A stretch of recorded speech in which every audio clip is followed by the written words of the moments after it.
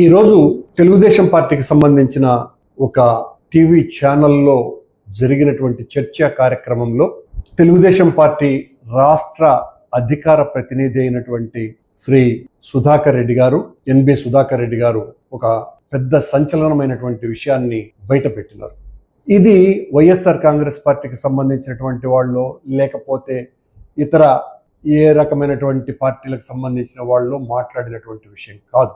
సాక్షాత్తు Telugu Desam party official spokes person మాట్లాడినటువంటి మాట. ఒక మంత్రి రాసలీలల గురించి, నేను ఎవరిని మంత్రుల్ని కలవటానికి కూడా వెళ్ళలేకపోతున్నాను, అంత అసహ్యంగా ఉంది. పెద్ద పెద్ద హోటళ్లలో దిగేటువంటి ఆ మంత్రి తనతో పాటు ఓ పక్క రూమును బుక్ చేసుకుని అక్కడ ఆయన తాగి తందానాలాడుతూ రాసలీలలు చేస్తున్నారు అన్నటువంటి విషయాన్ని ఆయనే బయట పెట్టడం జరిగింది. అందులో మహిళలతో ఆయన రాసలీలలు చేస్తున్నారు అన్నటువంటి విషయం. తిరుపతంతా కూడా దీని మీద చాలా రోజులుగా తెలుగుదేశం జనసేన పార్టీలలో చాలా పెద్ద ఎత్తున అంతర్లీనమైనటువంటి చర్చ ఇది. దీని మీద ఎవరు కూడా మాట్లాడలేనటువంటి పరిస్థితి. కానీ ఈ రోజున ఆయనే ఒక బాంబు పేల్చినారు.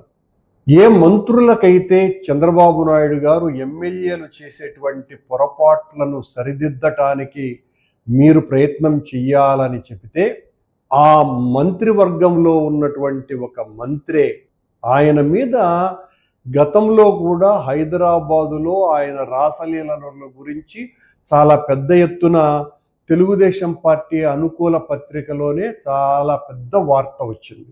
ఆయన మన జిల్లాకు చాలా రెగ్యులర్గా వచ్చేటువంటి మంత్రి.